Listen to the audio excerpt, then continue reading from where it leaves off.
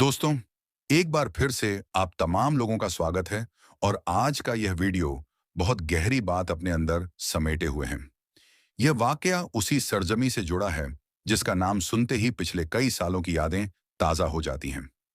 जी हाँ दोस्तों, बात हो रही है उत्तर प्रदेश की। वही उत्तर प्रदेश जहां कभी बाबरी मस्जिद वाक़ थी। दोस्तों, 1992 का वह साल आज भी लोगों के जहन में जिंदा है, जब बाबरी मस्जिद को शहीद की गई थी। वक्त के साथ हालात बदले और आखिरकार 22 जनवरी 2024 को उसी जगह राम मंदिर का उद्घाटन हुआ, जिसके बाद हिंदू भाई बहन अपनी आस्था और अपनी खुशी का खुलकर इजहार कर रहे हैं, जो उनके यकीन और विश्वास का हिस्सा है। यह उनकी आस्था है, उनका विश्वास है और हर मजहब अपने यकीन के साथ जीता है। लेकिन दोस्तों, कुदरत का निजाम बड़ा हैरान करने वाला होता है। जिस जगह को लोग एक दौर की आखिरी कहानी समझ बैठे थे, वहीं से आज एक नई बात, एक नया पैगाम और एक अजीबोगरीब करिश्मा सामने आ रहा है। और इससे भी ज्यादा हैरत की बात यह है कि आज जब पश्चिम बंगाल में बाबरी मस्जिद के नाम से एक नई मस्जिद तामीर की जा रही है, उसी दरमियान उत्तर प्रदेश की धरती से एक ऐसा वाकया सामने आया है जिसे सुनकर मुसलमानों के दिल एक बार फिर यकीन से भर जाएंगे। दोस्तों, यह कहानी किसी सियासत की नहीं, किसी तकरार की नहीं, बल्कि यह कहानी है अल्लाह की कूदरत की, एक फकीर की दुआ की और उस करिश्मे की जो इंसान को सोचने पर मजबूर कर देता है।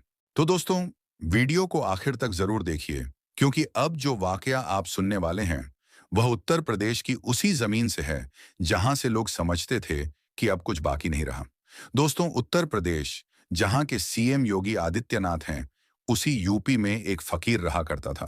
दोस्तों, किसी शहर में वह फकीर बाबा एक रेस्टोरेंट, एक होटल के सामने रहते थे और होटल के सामने रहकर वो लोगों से पैसा वगैरह मांगा करते थे। और फिर दोस्तों, ऐसा भी होता कि फकीर बाबा रेस्टोरेंट के सामने बैठे रहते और बैठने के बाद खाने पीने को जब नहीं मिलता तो रब की बारगाह में वह दुआ करने लगते कि या अल्लाह, तू इस होटल में इतनी भीड़ कर दे, इतनी भीड़ कर दे कि इसी भीड़ के अंदर मैं भी घुस जाऊं और घुसने के बाद खाना वाना खाकर भीड़ के आड़ में मैं यहां से निकल जाऊं। बहरहाल दोस्तों, फकीर की दुआ है, मजलूम की दुआ है और अल्लाह रब्बुल आलमीन कब किसकी सुन ले कोई बता नहीं सकता। बहरहाल वो फकीर, वो मांगने वाला, उस रेस्टोरेंट के सामने बैठकर दुआएं करता और जब दुआ करता तो ना जाने कहां से बहुत ज्यादा भीड़ आ जाती, बहुत ज्यादा रश हो जाता उस रेस्टोरेंट के अंदर। और उसी भीड़ में ये भी जो फकीर थे वह भी रेस्टोरेंट के अंदर चले जाते, खाना खाते और भीड़ की आड़ में ये निकलकर वहां से 9 2 11 हो जाते। इसी तरीके का मामूल चलता रहा। कुछ दिन इस तरीके से गुजर गए तो रेस्टोरेंट का एक जो वर्कर था, एक जो वेटर था, उसने इस चीज को देखा कि फलां जो फकीर है, मांगने वाला है, जो भीड़ की आड़ में अंदर घुसता है रेस्टोरेंट में और रेस्टोरेंट में खाना खाने के बाद बगैर पैसा दिए ही वहां से निकलकर चला जाता। जब उसने कुछ दिन इस चीज को नोटिस कर लिया कि इसकी ये आदत हो गई है कि ये आता है भीड़ में और भीड़ में ही खाना वाना खाकर ये चला जाता है, पैसा भी नहीं देता है, उसने इस बात को रेस्टोरेंट के जो मालिक था, मैनेजर था, उसको कह दिया कि हमने एक फकीर को देखा है जो रेस्टोरेंट के बाहर में ही बैठा रहता है। जब रेस्टोरेंट में भीड़ ज्यादा बढ़ जाती है तो उसी दरमियान वह भी रेस्टोरेंट के अंदर आता है और आने के बाद वह खाना खाकर चला जाता है। तो आप ऐसा करें कि अगली बार वह आए तो उसको पकड़े और उसको पकड़कर सारा पैसा वसूल करें। रेस्टोरेंट का जो मालिक था उसने कहा कि अच्छा ठीक है, आने वाले वक्त में हम इसका ख्याल रखेंगे और उसको बताएंगे कि क्यों ऐसा करता है।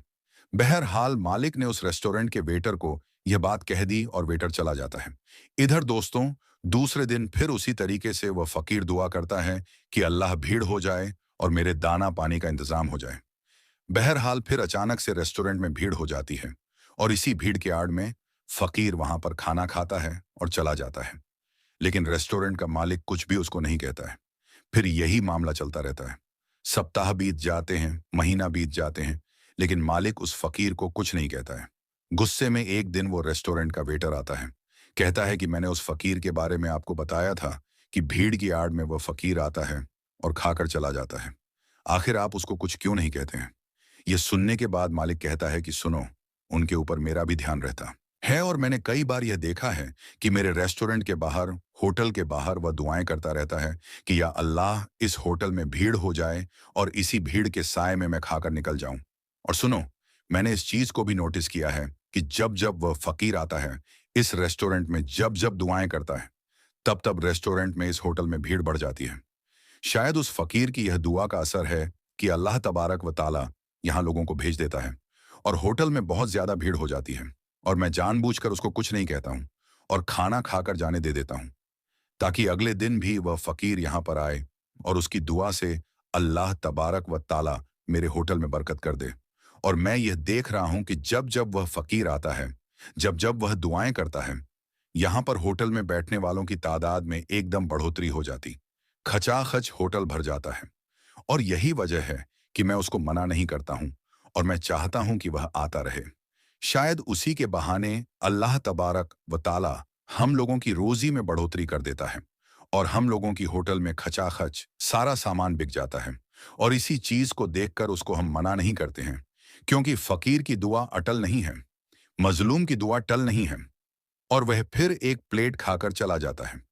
लेकिन उसकी दुआओं का यह असर है कि आज हमारे होटल में, हमारे रेस्टोरेंट में आने वालों की कमी नहीं है। जो कुछ होता है सब बिक जाता है और अल्लाह के फजल करम से कारोबार बहुत अच्छा चल रहा है। और इसी चीज को देखकर मैं उस फकीर को नजरअंदाज कर देता हूं कि वह यहां पर आए और खाकर चला जाए। यानी मैं जानबूझकर भी उसको नहीं टोक रहा हूं। तो दोस्तों, फकीरों की दुआ लग जाती है और अल्लाह तबारक व ताला मजलूम की दुआ सुनता है। गरीबों को अगर आप खिलाते हैं तो उसका अज्र जरूर आपको मिलता है। प्यारे दोस्तों, ये वाकया उत्तर प्रदेश के किसी शहर का है जिसको मैंने आपके सामने रखा है। प्यारे दोस्तों, आज भी बहुत सारे ऐसे गरीब लोग हैं, ऐसे लोग मौजूद हैं जिनको दो वक्त की रोटी भी मयस्सर नहीं होती है। दोस्तों, यह आपके अगर घर में आए, आपके दुकानों में आए, मकान में आए, तो यकीनन इनका ख्याल कीजिए। अगर घर में आता है तो हो सके आधी रोटी या आधा ही खाना, लेकिन इनको जरूर दें। दोस्तों, अगर यह लोग आपके घर में आते हैं तो इनको खिलाने से यकीनन आपकी रोजी घटेगी नहीं, बल्कि इनके खाने से अल्लाह तबारक व ताला आपकी रोजी रोजगार में बरकत अता कर देगा। तो दोस्तों, गरीबों का ख्याल रखिए।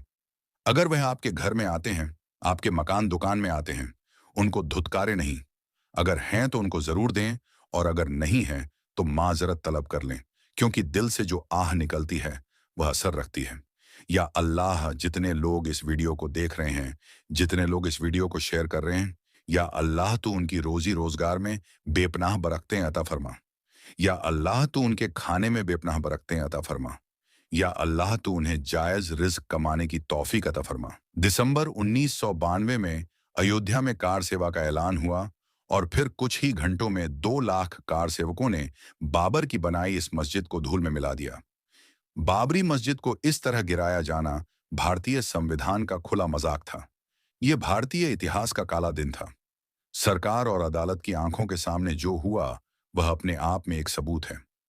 दोस्तों, बाबरी मस्जिद को जिस वक्त शहीद किया गया, उस वक्त अयोध्या में धारा 144 लागू हुई थी। बाबरी मस्जिद की शहादत के बाद भारतीय रुपए की वैल्यू अचानक 6% घट गई और महंगाई आसमान छूने लगी। बाबरी मस्जिद की शहादत पर बेरोजगारी इतनी बढ़ी कि आज तक उसे कम नहीं किया जा सका। बाबरी मस्जिद की शहादत के बाद हुए दंगों में भारत को 9,000 करोड़ का नुकसान हुआ। दोस्तों, बाबरी मस्जिद भारतीय इतिहास की सबसे विवादित मस्जिद मानी जाती है। इसके केस में 10 लाख से ज्यादा पन्नों और 2,000 से ज्यादा सबूतों का इस्तेमाल हुआ। बाबरी मस्जिद के शहीद होने के 10 दिन बाद एक जांच टीम लगाई गई जिसे 3 महीने के अंदर रिपोर्ट जमा करनी थी, लेकिन उसने 17 साल बाद अपनी रिपोर्ट जमा की और इस तरह लिब्राहन आयोग भारतीय इतिहास का सबसे खराब जांच टीम बन गया। बाबरी मस्जिद को तुड़वाने वाले लोगों पर केस दर्ज करने में सीबीआई को 1 साल लग गए। सीबीआई ने 49 लोगों पर केस दर्ज किया, जिसमें सारे लोग छूट गए। और इस तरह बाबरी मस्जिद को किसने शहीद किया, ये आज तक किसी को पता नहीं चला। दोस्तों, 30 दिसंबर 2010 को इलाहाबाद हाईकोर्ट ने बाबरी मस्जिद पर फैसला सुनाया और उसे 3 हिस्सों में बांट दिया। मामला सुप्रीम कोर्ट पहुंचा तो उस जगह पर मंदिर बनाने का हुक्म दे दिया गया। हालांकि सुप्रीम कोर्ट ने माना कि मस्जिद को शहीद करना गैरकानूनी था और ऐसा करने वाले सभी लोग अपराधी थे। मुसलमानों ने देश की अमन और शांति के लिए सुप्रीम कोर्ट के दिए गए इस फैसले को कबूल भी कर लिया और दूसरी जगह 5 एकड़ जमीन लेने पर राजी भी हो गए। हालांकि कई मुस्लिम संगठनों ने इसकी पुरजोर मुखालफत यानी विरोध की थी। दोस्तों, आपको यह जानकर शायद हैरानी होगी कि बाबरी मस्जिद को शहीद करने वाले बहुत से लोग मुसलमान बन गए। बाबरी मस्जिद पर पहला फावड़ा चलाने वाले बलवी सिंह ने 2 साल बाद इस्लाम कबूल कर लिया और अपना नाम आमिर रखा। उन्होंने पूरे भारत में लगभग 100 मस्जिदें बनवाई। बाबरी मस्जिद भले ही शहीद हो गई, लेकिन उसका इतिहास आज भी लोगों के दिलों में जिंदा है। दोस्तों, अगर एक मुसलमान होने पर आपको गर्व है, तो सुने हम बाबरी मस्जिद करते रहते हैं। लेकिन हमारे मोहल्लों के अंदर जो मस्जिदें हैं, वह वीरान हो रहे हैं। उसके बारे में सोचने का हमारे पास वक्त ही नहीं और हमें चाहिए बाबरी मस्जिद। दोस्तों, अल्लाह के वास्ते पहले अपने मोहल्ले के मस्जिदों को आबाद करें। अगर हम अपनी मस्जिदों को जाकर देखें, तो 1 से 2 से 4, 4 से 5 सफ़े मिलती हैं। लेकिन होना क्या चाहिए था? नमाज तो यकीनन हर मुसलमान पर फर्ज है। 2 टाइम की भी नमाज माफ नहीं है। लेकिन बावजूद इसके कि जो हमारे मोहल्ले की मस्जिदें होती हैं, वह 5 टाइम नमाजियों से खाली रहती हैं। 1 या 2 सफ़े ही नजर आती हैं। हालांकि जुम्मे के दिन तो पूरी मस्जिद भरी हुई नजर आती है और यहाँ तक कि जो बाहर के रास्ते होते हैं, वह भी जाम नजर आते हैं। जो तादाद जुम्मे के दिन रहती है, वही तादाद अगर जुम्मे की नमाज पढ़ने के साथ साथ रोजाना 5 वक्त के नमाज पढ़ने के लिए होती, तो बाबरी मस्जिद शायद शहीद ही ना होती। दोस्तों, बाबरी मस्जिद में आखिरी नमाज 1949 में पढ़ी गई और तब से लेकर 1992 तक कोई नमाज नहीं पढ़ी गई। मेरे मुसलमान भाइयों, अल्लाह का हम पर अजाब ही है कि हमने अपनी मस्जिदों को वीरान कर दिया।